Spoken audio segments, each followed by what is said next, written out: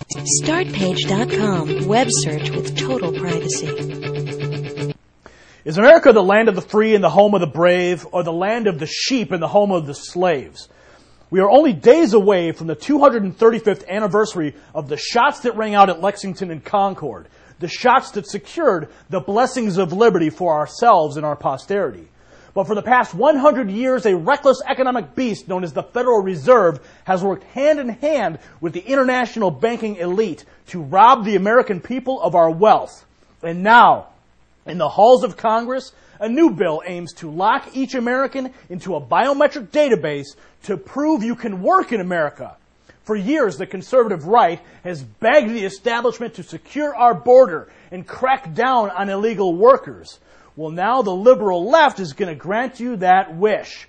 Step right up and get your retina scanned so we can enroll you into the new U.S. workers system. They are on the move faster than ever before, working to take your right to own guns, working to steal your wealth, and working to force you to buy health insurance, and working to lock you down in a biometric workers program. As Dorothy Thompson said, when liberty is taken away by force, it can be restored by force. When it is relinquished voluntarily by default, it can never be recovered. My name is Gary Franchi, and you're watching The Reality Report.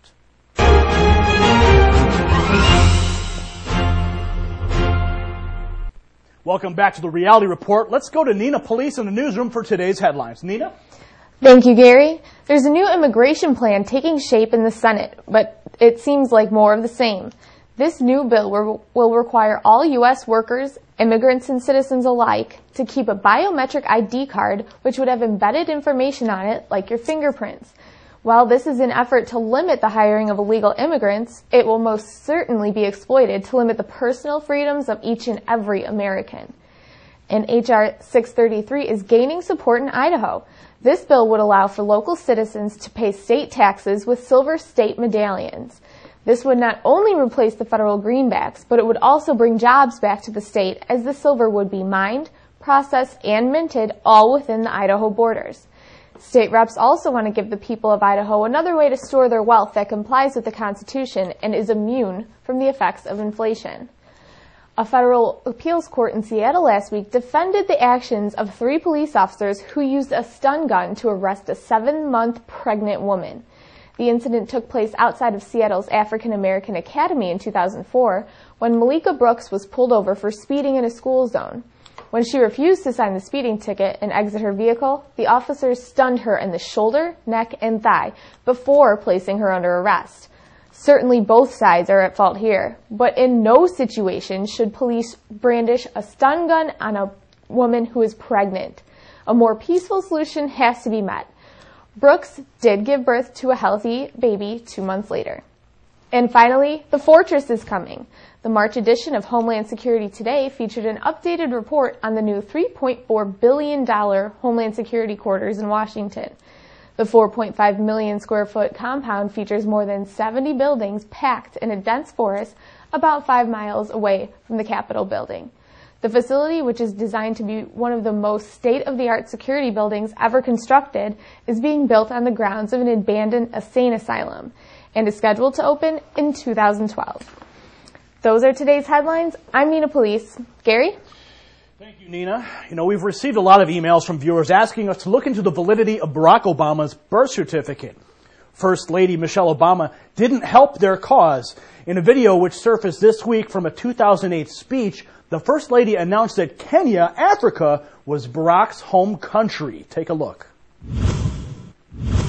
Barack has led by example.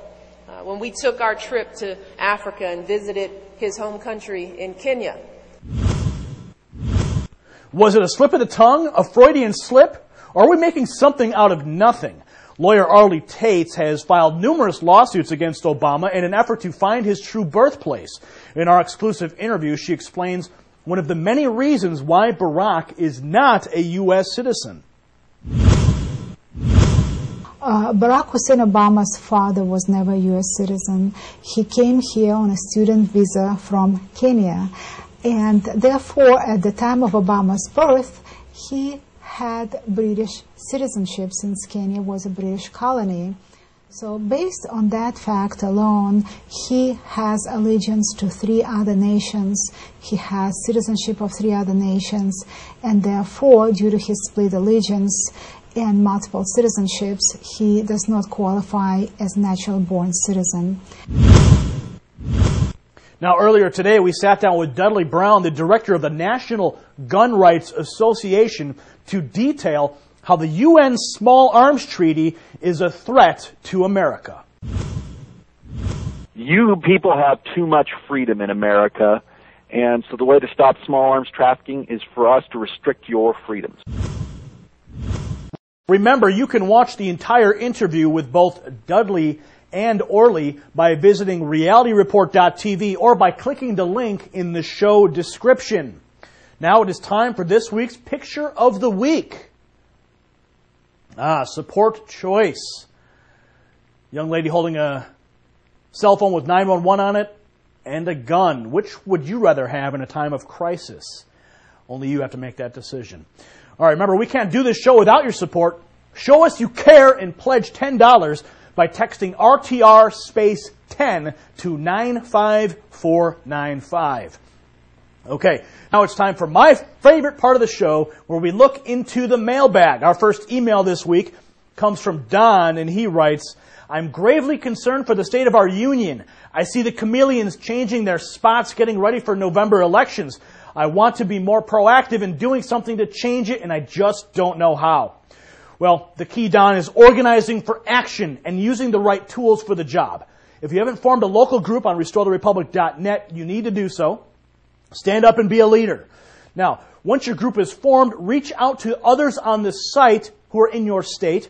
Send them messages, invite them to your first event, host a screening of a film, hold a magazine discussion group, then pinpoint a local candidate who you can believe in. If you can't find one, then you need to run one from your group. Next, Andrew in South Korea writes, thanks for you and your staff's wonderful journalism. I think the West is waking up to what these fools in our governments believe they can get away with. Andrew, America is waking up, and we are hard at work every day bypassing the media with this show. Thank you for carrying the light of liberty in South Korea. And lastly, Matt in Iowa writes, I just wanted to say good job with the reality reports. They have a much better feel with a co-anchor. Nice work. Well, thanks, Matt. Quite frankly, I'm sure everyone was getting tired of seeing me run my mouth on every show, and it was time to balance it out. And bringing Nina on the show was made possible by the generous support of viewers like you. Do you want to send us some show feedback that could get right on the air? Well, send an email to feedback@freedom.tv. Include your name and town and whatever you feel, because it just may end up on the show. Now, this is the moment you've been waiting for. Who is this week's enemy of the state?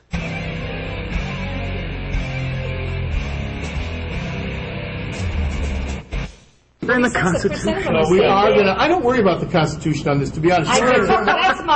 That's right. Jackpot, brother. Oh, keep what I care more about the people that are dying every day that don't have health care. You care more about that than the U.S. Constitution that you swore to uphold. I believe that it says we have the right to life, liberty, and the pursuit of happiness. Okay. Tell me... Declaration of Independence. It doesn't matter to me. Well, either one. We know it doesn't. It clearly doesn't matter to you. It's so clear that it doesn't matter to you. Oh, Phil Hare, yes, the Democrat from the district, 17th district of Illinois. He made it too easy for us. And you know, you took an oath you swore an oath to uphold and defend the Constitution of the United States. What's your problem, man? You're this week's enemy of the state. Anyway, thank you for joining me on this edition of the Reality Report. Please support the message of the independent media by forwarding this video to your friends, family, and coworkers. And remember to follow us on Twitter and Facebook. I'm Gary Franchi. And remember, I am not here to make you a follower. I'm here to make you a leader among the people. Good night.